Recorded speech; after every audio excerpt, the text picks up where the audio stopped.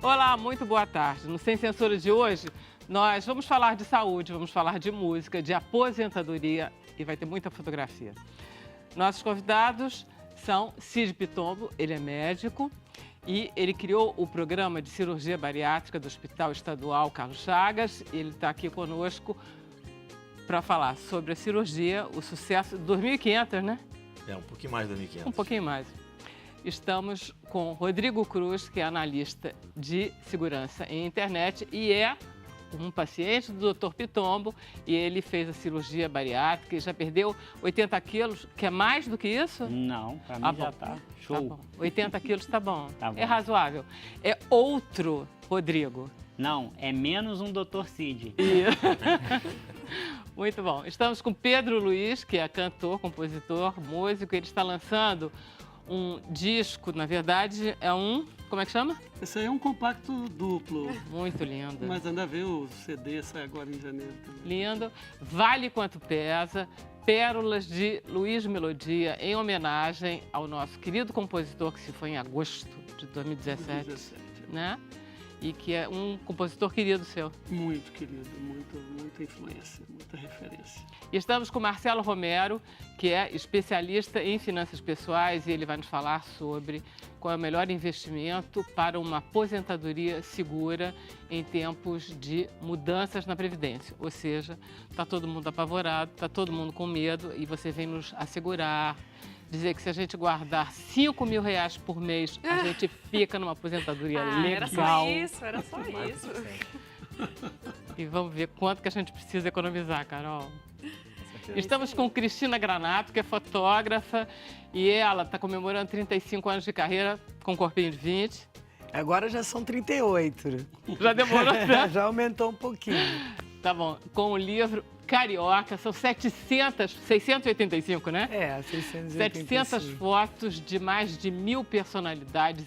É uma viagem extraordinária. Começa com uma linda, extraordinária foto da Cristiane Torlone. E aí vem, não para nunca mais. É uma delícia. Você viu o livro? Esse ainda não. Esse tem um outro, não, tem um anterior. Esse eu vou conhecer Muito hoje. lindo, muito lindo.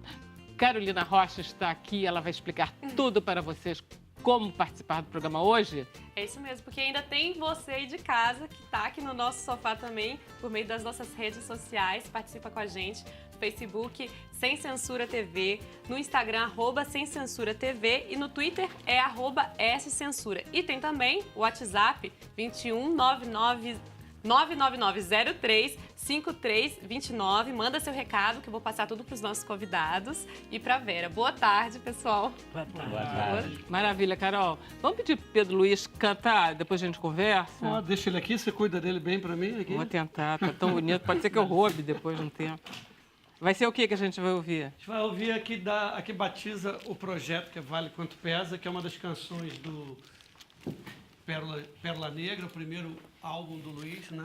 Que foi por onde começou esse meu projeto, foi homenageando esse disco lindo.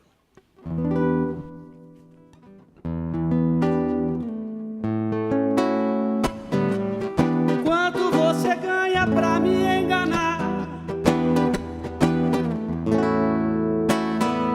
E quanto você paga pra me ver sofrer?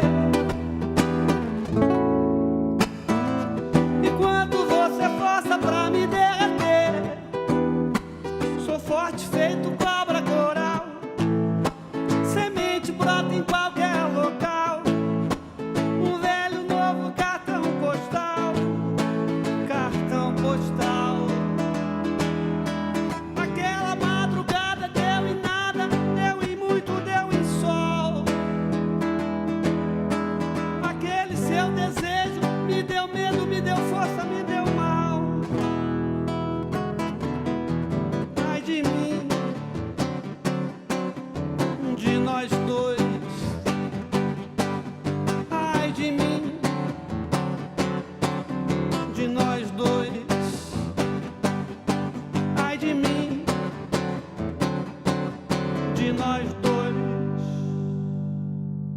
Temos um passado já marcado, não podemos mentir. Beijos demorados, afirmados, não podemos mentir.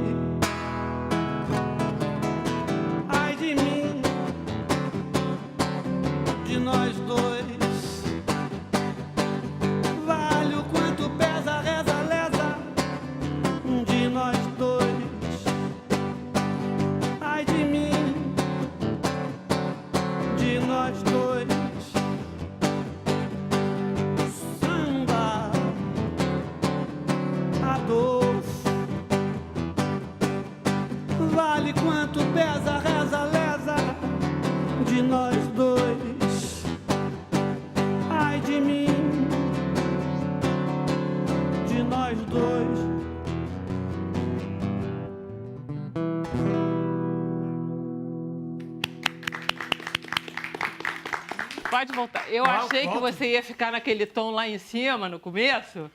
Entendeu? Eu digo, nossa, ele resolveu incorporar o Luiz Melodia mesmo. Aí você fraquejou, voltou pro teu tom. Não pode ser. Não, porque a música é assim, ela é construída assim, ela vai lá em cima, ela vai lá embaixo. Muito linda ela, né? Olha só, esse disco, quando saiu, do Luiz Melodia, não o teu, quantos anos você tinha para você gostar tanto e o que esse disco te fez assim? Eu tinha 12 anos. Na minha casa em casa se apreciava muito música. Minhas irmãs cantam muito bem, mas quase foram profissionais. E o meu cunhado João trabalhava na indústria fonográfica. A gente tinha o privilégio de receber os discos antes deles chegarem na loja. E quando esse disco chegou, foi impressionante. Talvez das primeiras canções que eu aprendi a tocar no violão, uma que eu pretendo tocar, talvez não seja mais aqui ao vivo, mas no nosso Facebook o pessoal acompanha lá, que foi uma das primeiras músicas que eu aprendi a tocar, que foi o Estácio, Eu e Você.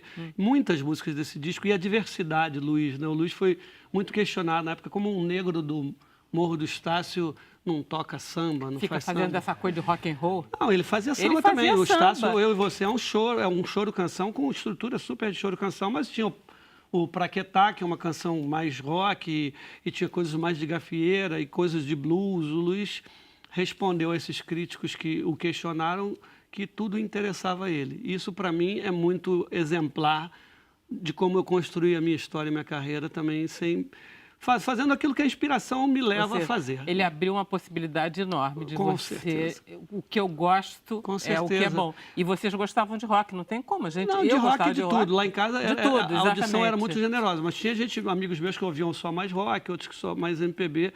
Mas lá em casa nunca se teve muito esse preconceito. E o Luiz foi muito fundante nesse sentido, no momento em que estava se formando o que se chamou de MPB. Foi naquele momento que tem uma característica interessante, que são quando os autores começam a virar intérpretes das suas canções também. Que até talvez os anos 50, autor era autor, intérprete era intérprete. Isso com o pessoal da Bossa Nova que vai começar, da Bossa Nova e da MPB. Chico, Caetano, Gil, né? As pessoas ali dos anos 60, no final dos anos 70, no meio dos anos 60 se funda essa sigla MPB também. O Melodia depois disso, mas assim mesmo nessa... Na verdade, o primeiro disco é depois, mas antes a Gal e a Bethânia já tinham gravado. Eles já chegam um cartão de visita que era a Gal ter gravado Pérola Negra e a Bethânia o Estácio, o Rolly Estácio, que são duas canções incríveis que estão nesse disco, mas ele já chega avalizado por duas das maiores intérpretes daquela época de hoje em dia, né? Isso. Que viraram sucessos. Que tem tudo no livro dela. E ele chega, surpreendentemente, um grande intérprete também com uma voz marcante para todo sempre, né? Isso é bacana. Bom, e aí ele sempre soube que você adorava ele? Sempre soube desde que a gente se conheceu, né? A gente se conhece, na verdade, num show dele no Ballroom, um dos primeiros shows que teve no Ballroom, que já não existe mais, uma casa ali no Maitá. E a gente tinha uma produtora comum, a Clara Cerejo, que me apresentou a ele. E eu lembro que a primeira Você era todo respeitoso, assim? Eu era reverente, né? Respeitoso, respeitoso. Reverente, com certeza, pelo poeta e compositor que ele era, pelo intérprete que ele era. E a primeira coisa que ele falou para mim já desarmou pelo menos essa formalidade que ele falou. Você tem uma cara de maluco danado. Achei que era uma benção. E aí, vocês chegaram a fazer alguma coisa juntos? Fizemos uma coisa. A gente teve muitos palcos juntos, mas a gente só dividiu o palco uma vez. Foi no La Cigale, em Paris, que era um show coletivo. Eu, a Martinalha, a Roberta Sá, o Hamilton de Holanda e o Melodia, do Festival de Cinema Brasileiro, promovido pela Jangada, que é da Kátia Adler, que morou muitos anos em Paris e produziu muitos eventos ligados ao cinema, mas que tinham os eventos musicais ligados ao Festival de Cinema. E foi a única oportunidade que a gente teve de dividir. Antes, quando eu pensei em fazer a homenagem a ele, eu liguei para ele, ele tinha voltado do hospital, estava em casa, animado, já com datas para voltar, e eu falei com a Jane, avisa ao Luiz que eu estou pensando em fazer uma homenagem, revisitar o Pérola Negra. Ela falou, ele está perguntando aqui o que você está esperando. Ele já estava mal. No momento a gente achava que ele estava bem, ele tinha voltado do hospital e estava com expectativa de voltar à estrada. Mas já tinha uma ameaça. Não, ele tinha ficado muito mal no hospital, mas tinha voltado para casa e estava reagindo bem. Mas a coisa recaiu e ele não teve tempo nem não tive tempo nem de mostrar essa homenagem. Não, mas não tem importância, né? Mas tá aí. Bom, aí o disco, o que você faz? Você pega o disco dele... A coisa foi andando. Na verdade, eu fazia um show chamado Pérolas Negras, que era Isso. eminentemente Eu me lembro que você teve até aqui, o repertório do Pérola Negra, mas como Pérola Negra, originalmente, ele tem 29 minutos, o LP, isso não era suficiente para se fazer um show. Então, eu trouxe outras canções, Fadas, Juventude Transviada, Cara a Cara, que é dele com o Piau, que tocou com ele muitos anos, 40 anos. Né? Trouxe outras canções que compunham esse espetáculo chamado Pérolas Negras. E quando eu fui gravar o disco com a DEC, que foi super parceira, comecei a pensar com a Bianca Ramoneda, que é minha amiga, que dirigiu o espetáculo, minha amiga e minha parceira em muitos projetos. Eu achei que não tinha muito sentido a Jane Reis, que, né, esposa dele também por 4 décadas, mãe do Marral, produtora dele. Marral, ele está no disco, não está? Não, ele fez uma participação comigo ao vivo. Ele fez a participação no show, não foi? Mas a Jane está relançando a obra toda do Luiz. Eu achei que não era muito elegante fazer um disco praticamente homônimo. Né? Pérolas Negras, Pérola Negra. E conversando com a minha produção, com o Rafa Ramos, que produziu o disco, a gente começou a pensar em fazer batizar o projeto de outra maneira, mesmo porque ele já contava com canções outras que não do Pérola Negra. A gente acabou escolhendo Vale Quanto Pesa, que é essa canção que eu acabei de tocar. E essa capa? Essa capa linda é da Bianca Ramoneda, com foto da Nana Moraes e cenografia do Sérgio Marimba. Queridos. Você já fez o lançamento? Eu fiz aqui no Rio, no Net Rio. Vou fazer sábado e domingo agora no Sesc Bom Retiro, em São Paulo. Ah, que legal, que legal. E vem um CD direitinho inteiro, né? Não, no CD vem tudo, no digital já tem tudo disponível. Por que você fez esse formato? Eu quis. Só para ficar um pouco assim, porque eu acho vintage? Que era uma homenagem à própria referência de como saíram os projetos do Melodia em vinil e um desejo mesmo de ter aquilo que onde eu comecei a ouvir música. É muito bonitinho esse tamanho. A gente juntar dinheiro para comprar os compactos que saem compactos. Porque os compactos daquela época, eles não tinham nem o centro, porque tinha um negócio que você punha, era muito engraçado. Olha só. É muito bonitinho, né? É muito bonito. Parece aqueles mesmo lá da década de 60. Tá aqui. Vai ter no show para vender, hein, meu povo? Isso é vinil, é? É vinil. É vinil mesmo. Cara. É um compacto duplo de vinil. É muito lindo. É um objeto lindo. É um objeto, exatamente. Isso era muito interessante do tempo do vinil, que o CD não conseguiu resolver, né? Coitado, morreu sem conseguir resolver o CD. Mas eu não tenho tantos amores assim, né? pelo vinil, não. Eu tenho em casa. Eu tenho. É a coisa de manusear, das coisas que se propunha de artes, né? Grandes fotos, grandes resoluções artísticas, grandes fotógrafas e fotógrafos puderam ter sua visão brindada nesse formato. O Transa do Caetano, que é o disco objeto que você monta, faz uma pirâmide com ele, eu acho fantástico. Coisas da idade. Isso a era virtual não resolveu, mas resolveu outras coisas também. Mas os jovens nem se preocupam com isso. Vamos fazer um intervalo, a gente volta já já.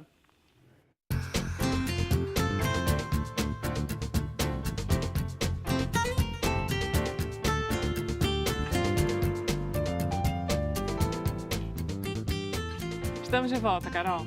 O pessoal está muito feliz em relembrar Luiz Melodia. Mandar um beijo para a Rosânia Cunta, que falou com a gente pelo Facebook, falou Luiz Melodia era um gênio. E a Valdeia de Campo Grande, do Rio de Janeiro, que falou que bom relembrar Luiz Melodia, meu Pérola Negra, muita fera. Então, pessoal, que bom. Realmente uma homenagem aí que estava sendo esperada, porque... Maravilha. Então a gente vai ter Pedro Luiz mais 2 vezes, porque ele prometeu que vai cantar no final do programa e depois no Facebook vai cantar mais ainda. Sim, senhora. É quase um CD. É quase um vinil. Obrigada, Pedro. Vamos conversar então com o Dr. Cid Pitombo e com o Rodrigo Cruz, que é seu paciente, a respeito... É um pouco uma comemoração quando a gente chega a 2.500 pacientes operados pelo SUS de cirurgia bariátrica. Eu diria até que uma revolução, né? Porque o programa começou em dezembro de 2010, que a gente fez 8 anos agora, em dezembro de 2018. Passamos a marca de 2.500 doentes operados. E a realidade antes desse programa era uma realidade que, se eu contar, vão achar até absurda.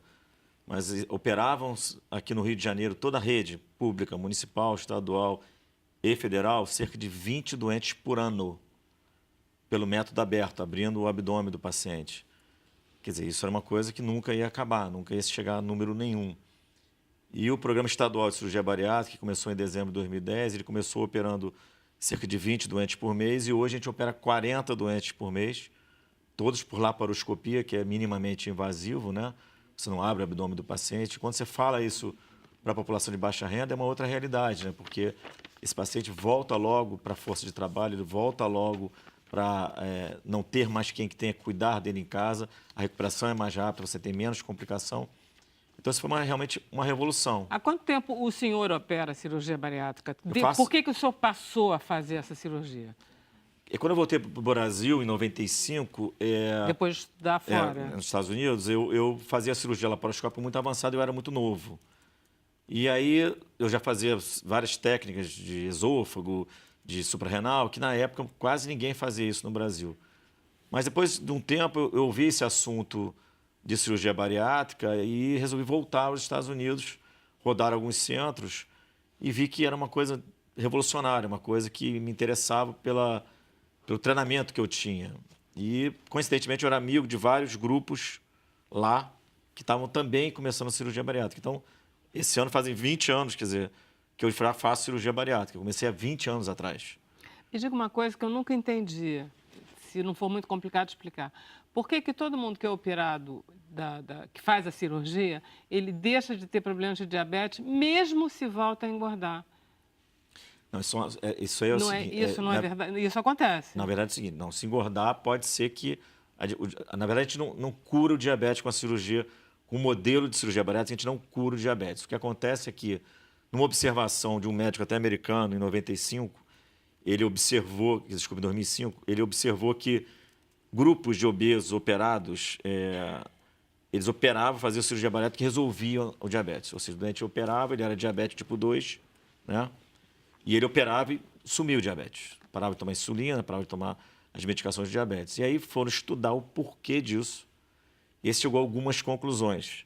Isso é até interessante que o primeiro encontro, inclusive, se achava que poderia replicar essa cirurgia bariátrica para alguns portadores de diabetes, que isso ainda é objeto de discussão. Pra você ter uma ideia, o primeiro encontro sobre cirurgia de diabetes, inclusive no mundo, foi em 2006, em Estrasburgo, na França, e tinham 5 médicos lá, eu era o único brasileiro, tinham 5 brasileiros discutindo. Mas, explicando rapidamente, seria o seguinte, são vários mecanismos que acontecem. O primeiro deles é que você come menos, então você ingere menos glicose, menos carboidrato, menos caloria, né? O segundo mecanismo é que esse alimento, ele pega um desvio e chega mais rápido no final do intestino. E é nesse finalzinho do intestino que está o grande mistério, né? Que ele ali produz substâncias que estimulam a produção de insulina, melhora a formação de novas células produtoras de insulina e, com isso, você tem um equilíbrio da questão da diabetes. Você tem uma eficiência melhor da produção. Por um outro lado, o doente, ao perder peso, ele diminui, é difícil explicar isso, a resistência insulínica. Resumindo assim, quando você aumenta a quantidade de gordura, principalmente a gordura do abdômen, você dificulta a transmissão do sinal da insulina dentro da célula. Então, quando a glicose quer entrar dentro da célula e a insulina encosta para trazer essa glicose, você tem um bloqueio na transmissão desse sinal. Então, sobra insulina e glicose no seu sangue. E aí você se torna, vamos dizer, diabético. A pena, eu perdi todas as aulas antes dessa e não entendi muito bem. Mas, isso é complexo. Eu posso falar que minha tese de doutorado foi sobre isso. Eu gostei daquela do final do intestino, aquilo eu já entendi mais. Hoje, inclusive, se discute que a cirurgia da obesidade ela levou a grandes estudos discutindo até o seguinte: hoje se imagina que tanto a obesidade quanto o diabetes seja uma doença intestinal. Que a questão do intestino tá tudo aí, se né? envolve tudo por ali. A gente fez um programa sobre microbiota, é fascinante. Olha só, o Rodrigo, ele perdeu 80 quilos, você pesava 160, você chegou a 180, não foi? Não, 160. Já tá bom, né, Rodrigo? Não precisa exagerar. Cheguei a 160 e aí eu me inscrevi, né, entrei no processo. Quando eu cheguei lá, que eu fui para a primeira consulta, eu estava com 152 e no dia da cirurgia com o Dr. Cid eu estava com 144 e hoje eu estou com 77 quilos. Nós temos algumas fotos suas. Vocês gostam de mostrar, né? Com o maior orgulho. Inclusive, até a bermuda eu trouxe para a produção para você ver o tamanho da bermuda. Tá bom, eu tenho total fé. Né? Dr. Cid, o Rodrigo é um caso corriqueiro? Corriqueiro. Na verdade é o seguinte... Não é corriqueiro no sentido da sua pessoa, no sentido Sim. Da clientela dele, claro. Eu vivencio, na verdade, duas realidades, né? Tanto na clínica privada quanto no sistema único. No sistema único de saúde, essa obesidade, essa superobesidade, ela é muito mais comum do que na clínica privada, né? Hoje a gente pode falar que a gente tem muito mais obesos na população de baixa renda do que na população de classe média alta, etc., até porque os controles são mais fáceis, né? Tem mais acesso a remédio, a médicos qualificados, etc. Na população do Hospital Estadual Carlos Chagas, onde tem o programa estadual de cirurgia bariátrica, a gente lidar com a realidade de vários pacientes que chegam lá sem andar.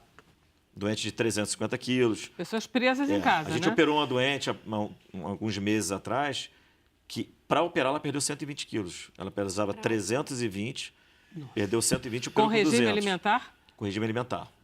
Todos os doentes lá, eles são selecionados, né? Eles vêm todos pela Central Estadual de Regulação, né? Se inscrevem na clínica da família ou no posto de saúde, esse nome vai para a Central de Regulação e esse nome chega para a gente. A gente atende, em média, cerca de 100, 160 doentes de primeira vez todo mês. Chegando lá, se o doente for obeso e tiver doença, mas nada demais, ele entra para o protocolo normal. Atende por nutricionista, por psicólogo, por médicos, faz os exames, estão tudo bem, opera. Se o doente chegar lá muito obeso, ele tem que perder peso. Quando você faz um doente super obeso perder peso antes da cirurgia, você diminui o tamanho do fígado dele, você diminui a quantidade de gordura, você melhora a questão respiratória dele, da circulação de perna, então você minimiza ter risco sobre esse doente. Claro, na cirurgia, inclusive. Mas esse doente super obeso, a gente só vê no Sistema Único de Saúde. Isso que eu ia Vai. perguntar. Por que você acha que isso acontece assim? Porque às vezes as pessoas têm a impressão que, come pouco, então vai ser uma pessoa magra. E não necessariamente, porque a comida barata, ela engorda, né? Isso é uma grande briga. Primeiro é a questão do alimento industrializado, né? Sim. A gente precisa do alimento industrializado, senão a gente não teria comida para todo mundo, né? A gente viver só de comida orgânica não teria produção suficiente para alimentar os bilhões de pessoas que tem no mundo. Por um outro lado, a comida industrializada ela é muito barata e não é perecível. Então, quando você oferta para um paciente de baixa renda que ele tem que comer o óbvio, que todos nós sabemos, né? Verduras, legumes, grelhados, etc., ele, quando faz o dosar na renda dele de ir ao mercado, e ao invés de comprar uma fruta, ele vê um pacote de um macarrão instantâneo que custa 50 centavos, ele pode comprar 10 ao invés de comprar uma fruta. Então, é um trabalho muito difícil. Então, ele vai engordando justamente porque ele tem acesso a uma comida que é uma comida mais barata e não é perecível. Essa fruta, além de ser mais cara, ela é perecível, ela vai estragar se ele não comer. Então, é uma série de fatores. Eles não têm tempo, eles perdem muito tempo no transporte público, eles perdem muito tempo no dia a dia deles, eles têm que ter comidas de fácil acesso. Só perguntar, Rodrigo, quanto tempo você demorou? Você foi uma criança gorda, quando começou a engordar, quanto tempo você demorou para atingir esses 160? Eu comecei a engordar de 13 para 14 anos. Até então você era magro? Eu era magro, comecei a engordar e em 2014 para 2015 foi o ápice. Eu tive problemas e aí fiquei meio depressivo. E aí, quando eu fui ver, em 2016, de 2015 a 2016, eu consegui ganhar 30 quilos. Quer dizer, é tipo lasanha, refrigerante e sorvete? Não necessariamente. Não necessariamente. Como ele mesmo pegou até falou, qual era o meu grande problema. Eu trabalhava muito na rua, e aí eu passava muitas das vezes o dia inteiro sem me alimentar, e quando eu ia me alimentar, não era um alimento muito saudável. Trabalhava, por exemplo, na Barra da Tijuca, aí você chegava lá para comer uma comida, era 40, 50 reais, que é o caso do acesso. E você entrava no McDonald's, que é 18 reais, e vem lá um hambúrguer, batata frita e Coca-Cola, e que me supria, e aí eu comia. Então, assim, isso foi, ao longo, foi ganhando, e aí quando chegou em 2014 para 2015, desempregado, com 2 filhos, com a esposa, e aí no sufoco eu fui ficando numa depressão, não de comer muito, mas aí eu fui ganhando um peso muito absurdo que depois eu não consegui perder. Posso convidar você para vir daqui a 5 anos aqui? À vontade, por favor. Maior prazer. Então você está convidado. Que ano estaremos? 2019 mais 5, 2024. 24. Capaz de eu não estar, mas assim, você conversa com a Coral, faz questão que você esteja aqui com esse peso até mais magro. Com o maior prazer. As pessoas precisando de cirurgia bariátrica, o serviço público está dando vazão? Quer dizer, onde que elas se inscrevem? Sim, na verdade você tem hoje um problema de saúde pública no estado do Rio razoavelmente controlado, né? Porque o número de pessoas que têm aguardo de cirurgia é mais ou menos o número que é atendido e operado ao longo do ano. Não são operados. A gente opera cerca de 500 por ano, atendemos cerca de 1.600, 2.000 e poucas pessoas são atendidas ou operadas ao longo do ano. Então, todo doente que se julgue portador de obesidade mórbida, é importante a gente colocar que a obesidade mórbida é uma doença. A pessoa não se torna obesa mórbida porque ela é um glutão, ela só come porcaria. É uma doença. Se você pegar uma pessoa que tem a genética da obesidade mórbida, botar junto com uma pessoa que não é, tendo a mesma oferta calórica, essa vai ganhar mais peso do que a outra.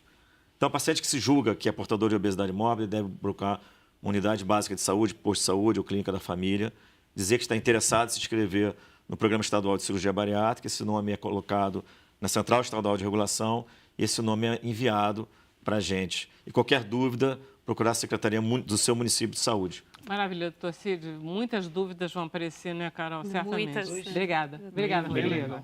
Vamos conversar, então, com o Marcelo Romero, que é especialista em finanças pessoais, sobre aposentadoria. Está todo mundo apavorado, Marcelo? Você não.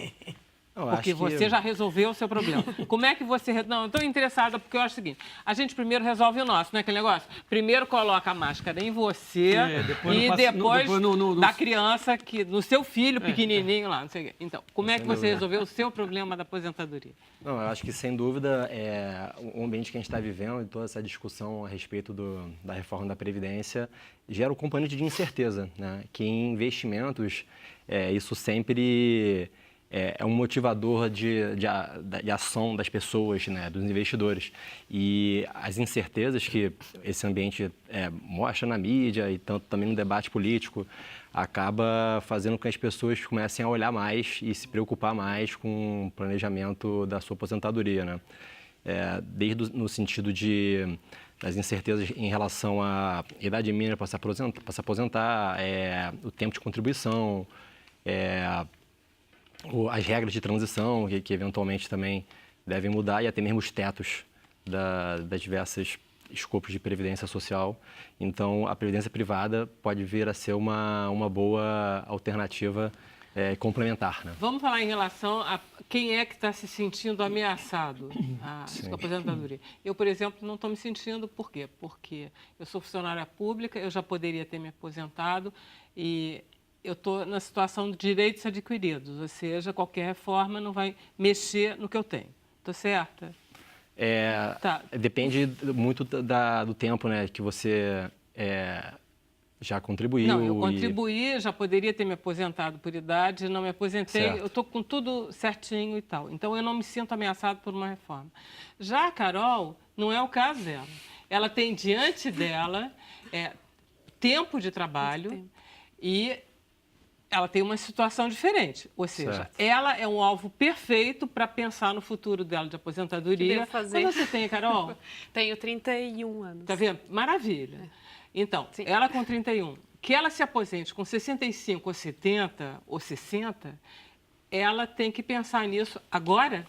Não, sem dúvida, o quanto antes. Eu acho que nunca é tarde, mas também nunca é cedo demais para começar a se preocupar com isso, porque em investimentos o tempo é um fator bem relevante, né? Que é a questão do juros sobre juros. Quando você está do outro lado, né? Você não está do lado que você está pagando os juros sobre juros, e sim recebendo, né? O fator tempo e os juros compostos em cima do seu rendimento fazem uma diferença absurda. Então, você começar a se preocupar em poupar e em planejar sua aposentadoria com 20 anos vai fazer uma diferença grande em relação a você começar com 30 ou 40. Mas ela deve fazer o quê? Ela deve pôr dinheiro do lado, de investir em dinheiro, pensar em dinheiro, em montante de dinheiro, ou ela deve pensar num plano privado de aposentadoria?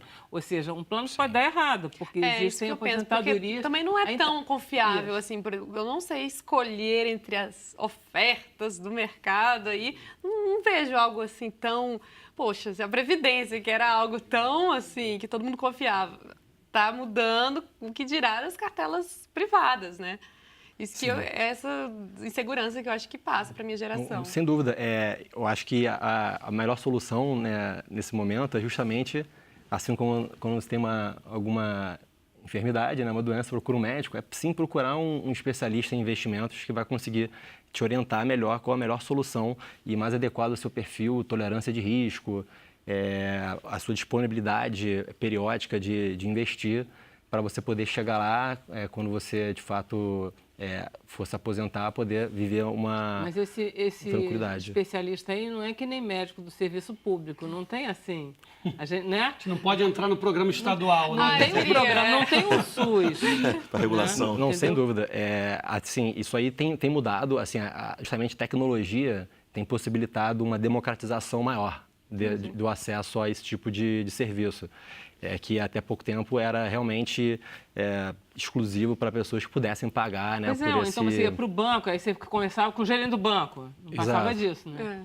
Que o gerente do banco, assim, realmente, em diversas situações, ele pode estar num ambiente de conflito de interesses, que não necessariamente ele vai estar oferecendo para você o produto que se destina melhor se adequar melhor às suas necessidades.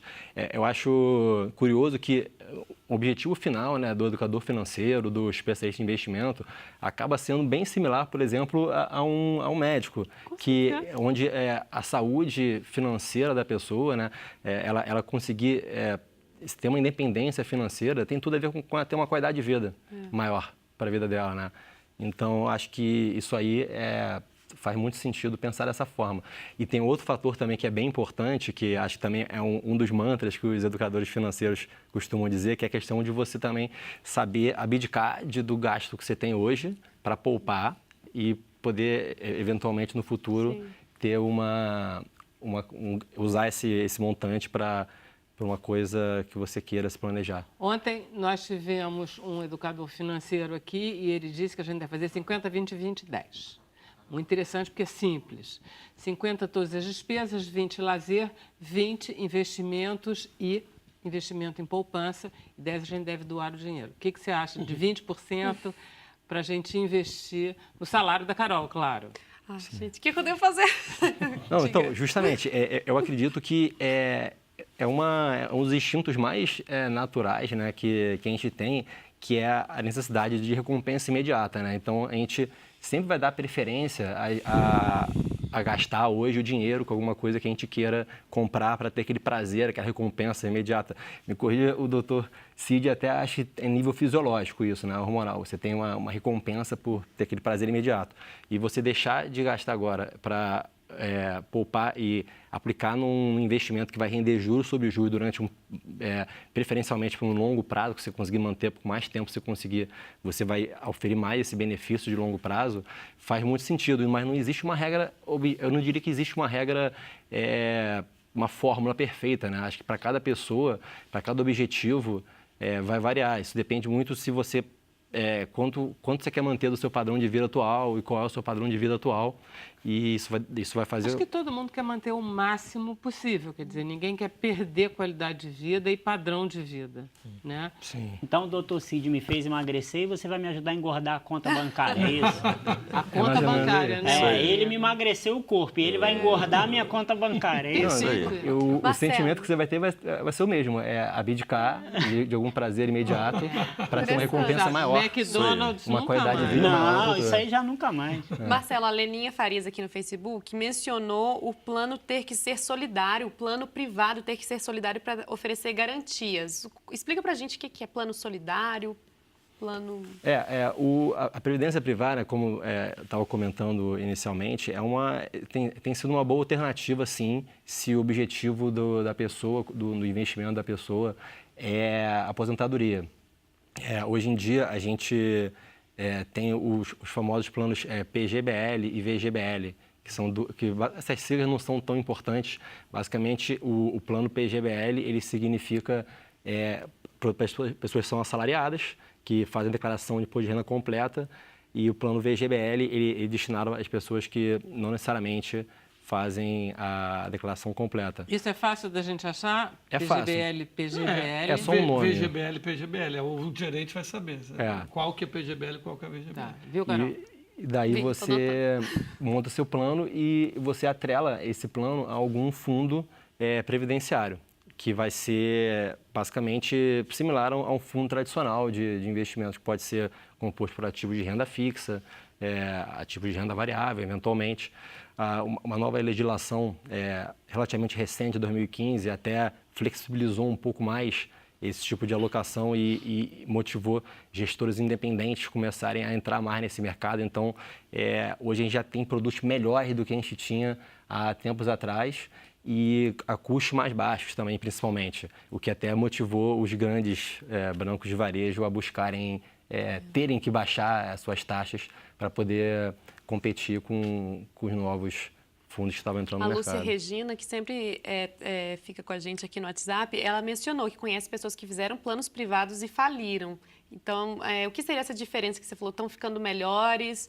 O que a gente tem como realmente confiança para ir... Os planos faliram, é isso? Os planos privados faliram e a pessoa ficou sem aquela renda que ela estava esperando Vocês são receber. planos privados não ligados a bancos, é isso? Ela pode ter escolhido? O plano, ele vai estar ligado a uma entidade seguradora.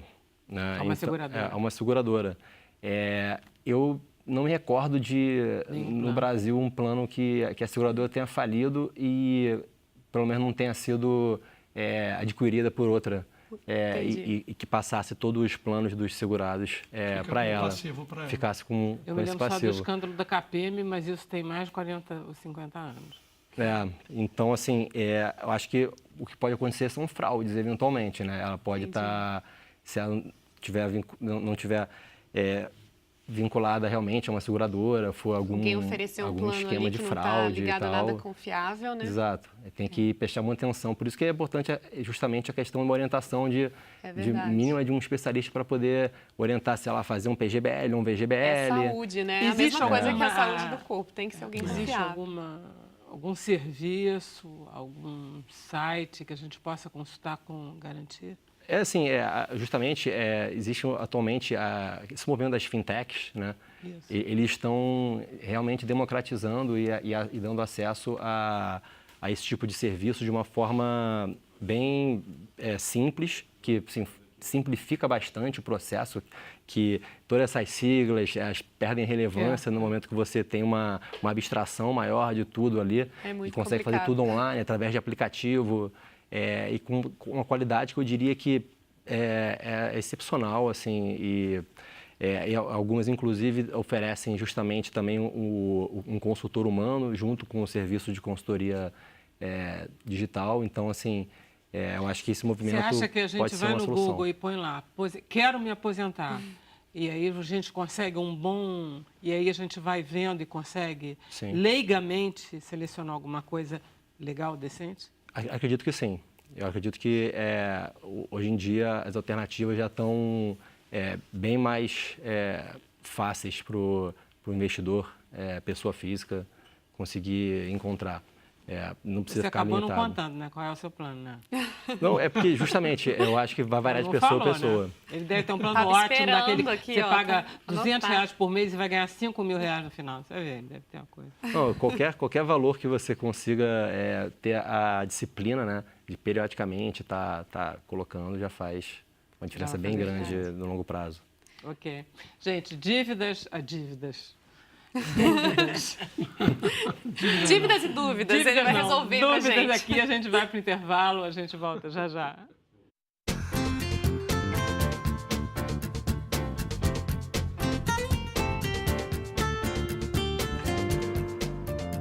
Olá, estamos de volta, Carolzinho. Então, Vera, não deu tempo da outra vez de eu fazer as perguntas para o Dr. Cid. O pessoal aqui está com muitas dúvidas. Por exemplo, a Adriana, do Rio de Janeiro, está trazendo um caso bem específico. Pessoas com condições de saúde como ela, por exemplo, que teve trombose, embolia pulmonar, são pessoas que podem contar com a cirurgia bariátrica? Sim, a gente tem vários casos. É muito comum, inclusive, o paciente obeso, o super obeso, já ter tido no passado episódio de trombose ou de embolia pulmonar.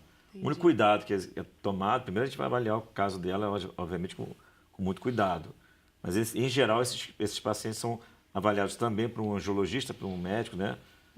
Que vê essa parte de doença vascular. E ele vai optar pela conduta nesse caso. Se tem que, às vezes, colocar um filtro. O que é um filtro? Às vezes, se coloca um filtro numa veia chamada veia cava, que é a veia principal, que o sangue da perna vai chegar, para evitar que uma casquinha dessa trombose possa soltar e fazer uma nova embolia. Isso tudo vai ser avaliado pré-operatoriamente. E, durante o percurso da internação, também são tomados cuidados com esses doentes de forma específica. Medicamento anticoagulante, às vezes outros tipos de ações que o cirurgião vascular vai indicar, né?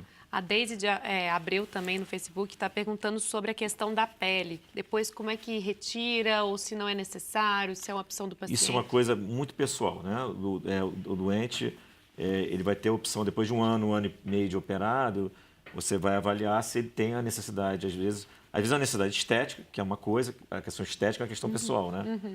Mas muitas das vezes é uma questão de necessidade de saúde. Sim. Por exemplo, uma paciente muito obesa, operado, com um grande volume abdominal depois de pele, pode dar micose, ferida, então você tem que fazer a cirurgia nesses casos. Entendi. E a terceira questão sobre a diabetes, que a Vera mencionou, a Keline Carvalho da Rosa, quer saber por que algumas pessoas que emagrecem, tanto com a cirurgia ou não, não baixam a taxa de glicose. Depende da técnica, né? Essa técnica que eu falei, que eu dei aquele exemplo rápido da questão fisiológica, é a técnica do bypass, que é a técnica da gastroplastia, a técnica clássica para a cirurgia bariátrica.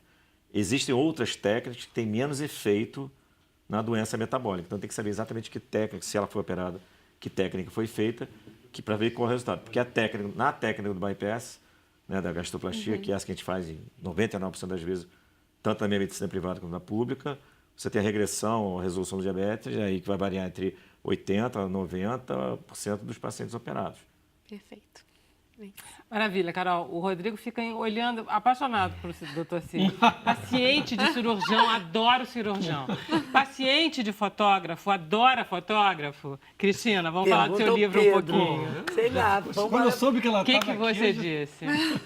Olha só, eu estava falando para você no intervalo exatamente isso. Tem um sorriso sincero em todas as... Você que escolheu as fotos. Você escolheu porque você disse, não, só quero sorrisos sinceros? Eu busco esses sorrisos sinceros, né? Eu acho que eu busco. Eu vou para cada trabalho meu, eu vou em busca de trazer a melhor emoção para passar. E muitas vezes dá certo. Eu acho que eu consigo. É isso que eu tento. Você começou quando? Eu comecei com 18 anos. Eu fiz jornalismo e aí me apaixonei. Já gostava muito de fotografia, mas chegando na faculdade não saía do laboratório fotográfico. Não tinha máquina, enfim, eles me emprestavam no final de semana. Enfim, fui muito determinada a aprender. Comprei uma caixa de papel, comprei um rebobinador e um rolo de filme. E comecei a fazer as coisas, não saía do laboratório.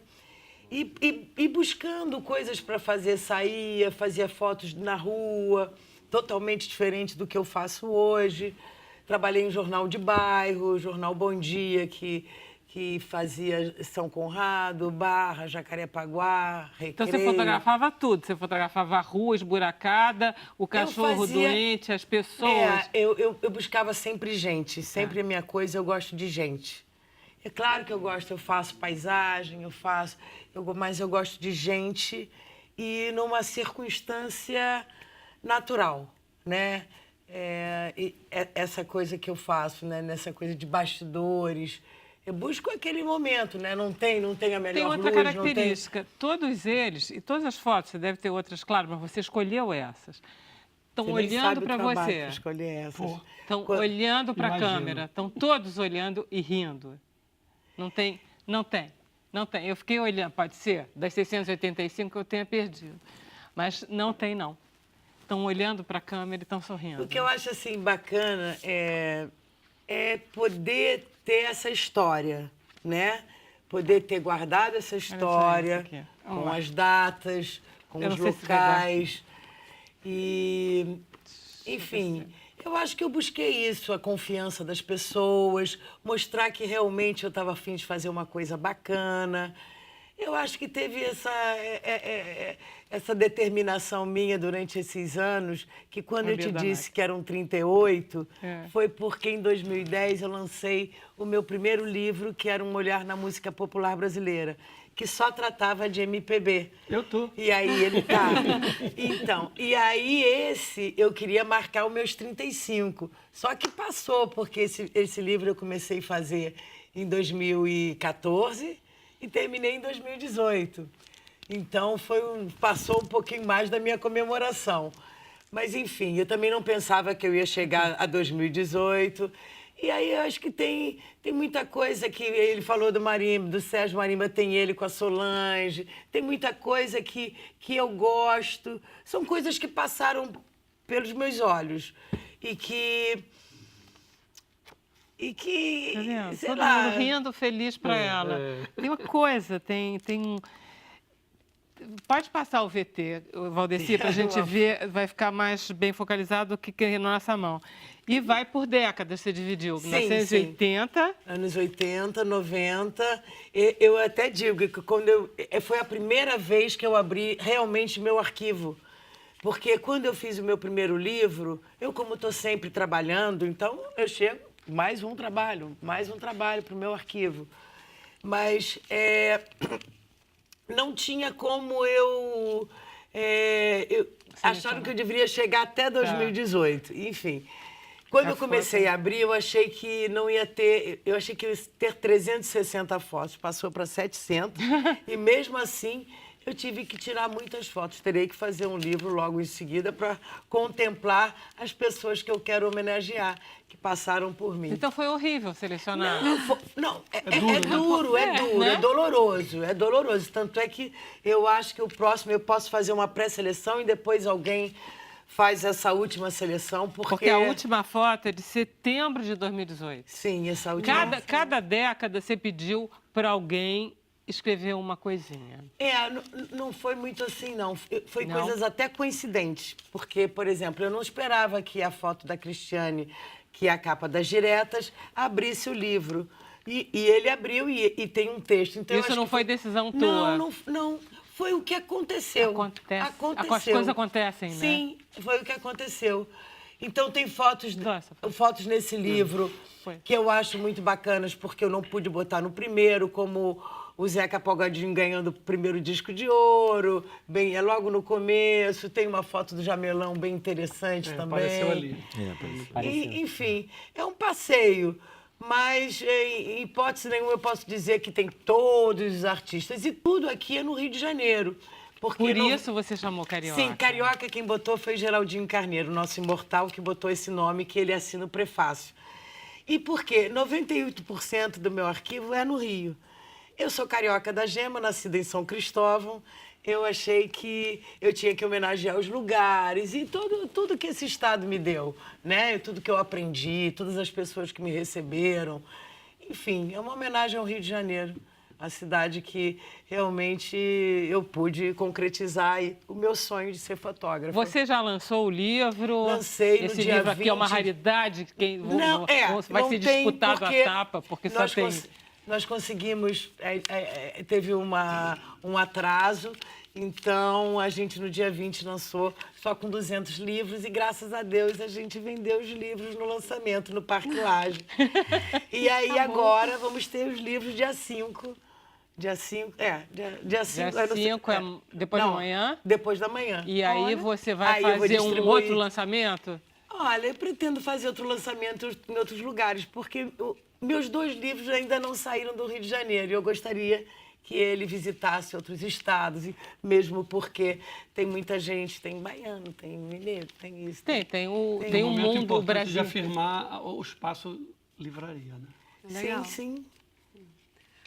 Falando em livraria, livros e fotografias, a Cláudia Colares quer saber se o celular banalizou a fotografia, se você sentiu que nesse decorrer da década você foi vendo as imagens de outra maneira, agora que a gente vive no contexto das selfies.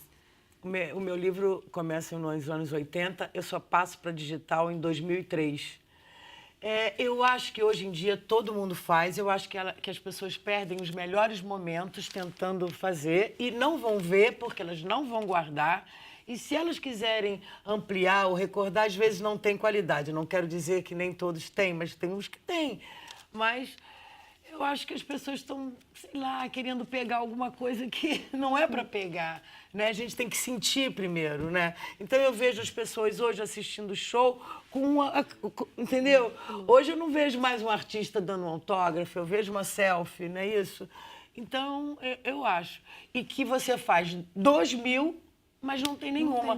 Antes você fazia 20 e você tinha as 20. Hoje você faz uma quantidade, não sei. a não ser quem é muito organizado. Como eu sou muito organizada, você vê o meu arquivo, então eu sei que para arquivar dá trabalho, tem que ter uma série de coisas. Então... Agora, é uma delícia ver. Eu não sei se as pessoas todas têm essa relação, se fora do Rio, se fora dessa época que você cobre. Agora, ver isso é uma viagem, viagem interminavelmente deliciosa, sobretudo porque está todo mundo contente. Então, olha, é uma delícia. eu achava que você vai acabar o programa cantando, vai? Então pode ir. Eu estou aqui querendo não. A gente vai ter um Facebook já. Certo. Então aí a gente vai poder conversar mais um pouquinho, não vai, Carol? Sim, por favor. Pessoal, vamos continuar no Facebook aí para responder tudo que não deu tempo. Então vamos nos despedir de todo mundo da televisão. Até amanhã, muito obrigada. 5h30. A gente vai acabar o programa com Pedro Luiz cantando de Luiz Melodia. Que maravilha. Hoje é o dia, como disse Carol, do Pedro Luiz Melodia. Aê!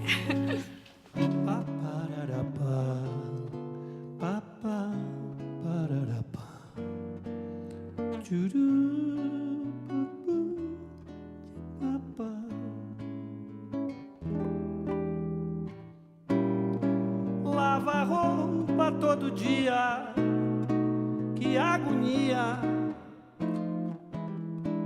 Na quebrada da soleira, que chovia. Até sonhar de madrugada, uma moça sem mancada. Uma mulher não deve vacilar.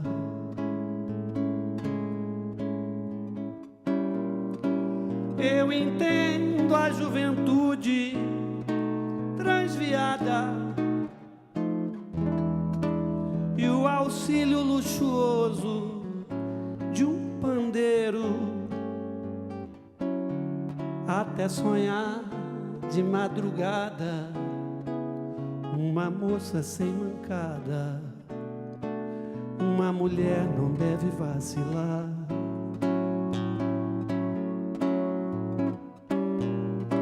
Cada cara representa uma mentira. Nascimento, vida e morte, quem diria? Até sonhar de madrugada, uma moça sem mancada. Uma mulher não deve vacilar. Hoje pode transformar. E o que diria a juventude? Um dia você vai chorar. Fantasias,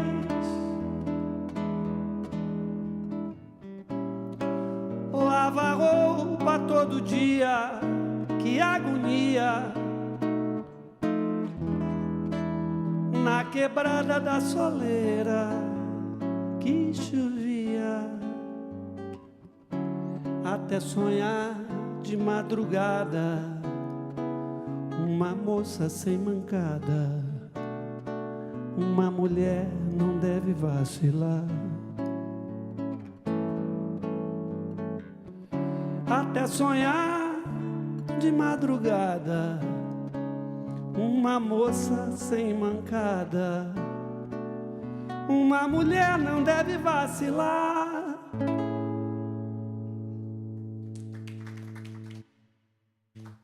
Maravilha. Você quer engrenar no... Direto? Direto, claro, que assim você já você já fica. Então, abre aí pra gente aí, por favor. Vamos lá. Alô.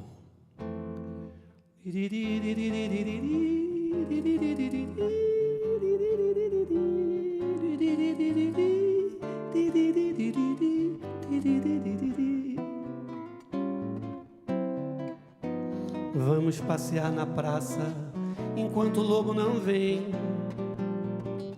Enquanto sou de ninguém,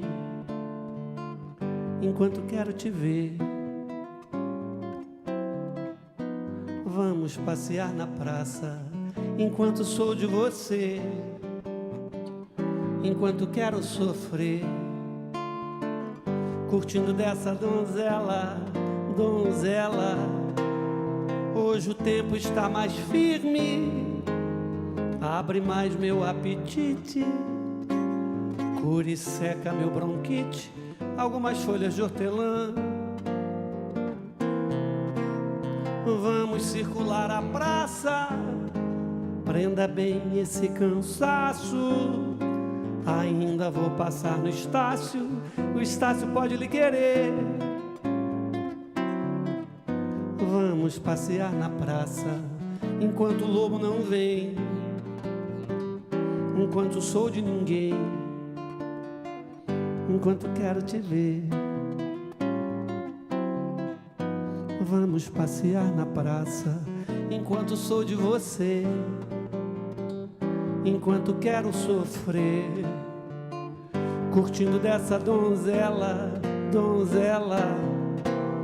Hoje o tempo está mais firme, abre mais meu apetite, cura e seca meu bronquite, algumas folhas de hortelã. Vamos circular a praça, prenda bem esse cansaço. Ainda vou passar no Estácio, o Estácio pode lhe querer, e eu posso querer você.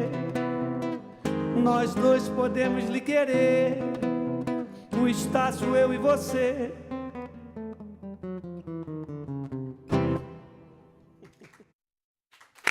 Que lindo, foi uma delícia ouvir os Vou dois voltar pra seguidos ele. assim. Eu vou voltar para ele. Pode Aproveitando, voltar. a TT Muito Andrade bom. fez um Me diz comentário uma aqui. Ah. Ela falou que sua voz é maravilhosa, está muito representando Tá muito bem. melhorando. E tá melhorando com a idade. Tá melhorando. Igual É vinho. verdade. Não tá?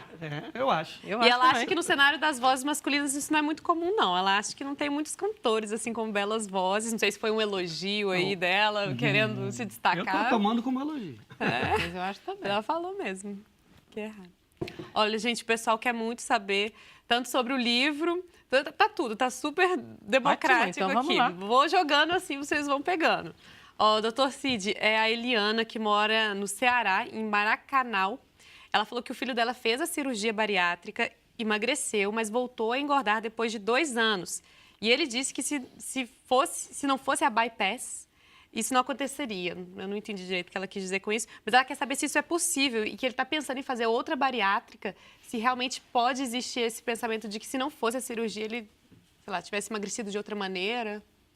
Não, pelo que eu entendi, talvez ele não tenha feito bypass, tenha feito uma outra técnica. Ah, sim, a outra técnica. É. E se tem essa diferença entre a bypass e essa existe- para engordar de novo? Existe, na verdade, no mercado existem 2 técnicas.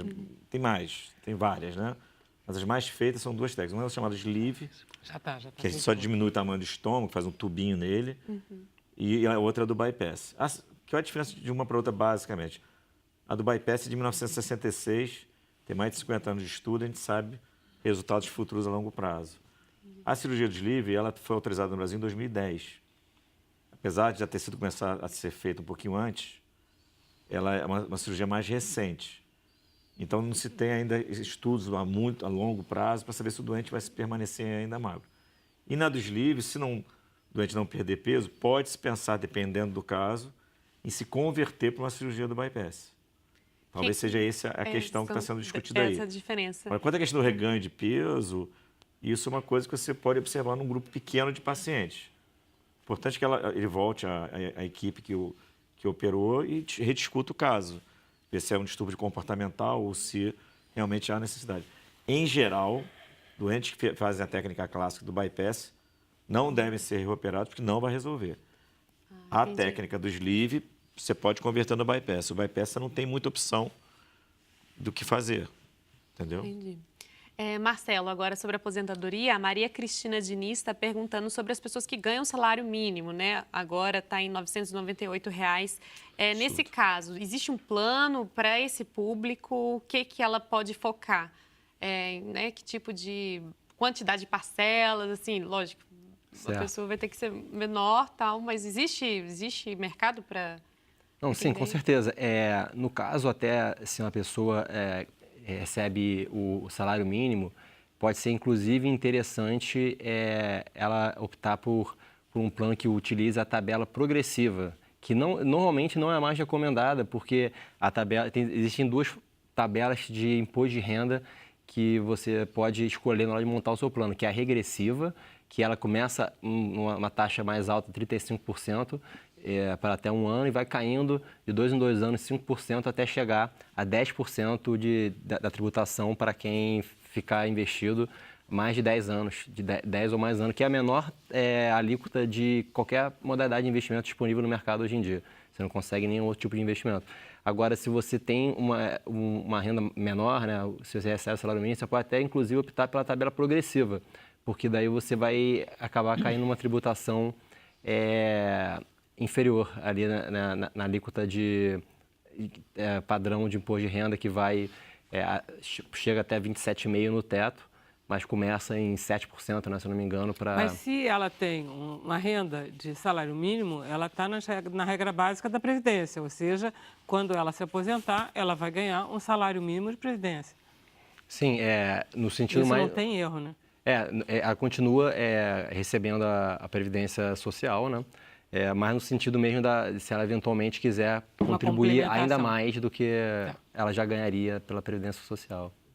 E a Márcia de Belo Horizonte quer saber da Cristina o que você observou na cidade, porque ela fez um comentário aqui que é um livro também sobre o Rio, né? Porque todas essas pessoas carioca. Na verdade é porque eu trabalho no Rio de Janeiro, Sim. né? Então eu faço essa área cultural, teatro, shows. Exatamente, você quer saber o que mudou nessas décadas nos seus espaços de encontro com essas pessoas? Não tem mais hipopótamos? Olha, praia, as pessoas vão ainda uma das praia. coisas que eu quis fazer o resgate no livro eram de pessoas que já se foram, lugares que já não existem mais, né, no Rio de Janeiro. Na verdade, eu queria poder fazer alguma coisa do que eu fiz nesse tempo, né, sem nenhuma interrupção, mostrar os lugares que eu fui, aí, e passa por carnaval, passa por festa junina, passa por tudo. É bem interessante. Todos os espaços de encontro da Sim, cidade, sim, né? Sim. Legal. E é isso, gente. Eu acho que tem um pessoal falando sobre muitas pacientes do Dr. Cid, muitos pacientes falando, aguardando. Muita gente com dúvida também sobre contato. Eu não sei se são pessoas que não deixaram claro se querem entrar pelo SUS ou se existe um atendimento particular que o Dr. Cid possa fazer. Aí querem saber um pouco disso. No Sistema Único de Saúde, os pacientes devem procurar a unidade pública de saúde, que a gente não recebe atendimento direto, né? Então, posto de saúde ou clínica da família, do seu município, nome vai para a Central Estadual de Regulação, vai para a gente atende. Clínica privada é só botar meu nome na internet, Cid Pitombo, que me acha bem fácil. Tem bastante coisa. É isso. É isso. Maravilha. Então podemos terminar o programa? Todos de acordo? Meu primo. Bom, temos que terminar. Vamos terminar. Então tá, obrigado a todos, foi um prazer tê-los aqui. Até amanhã, a gente volta às 5h30. Até lá.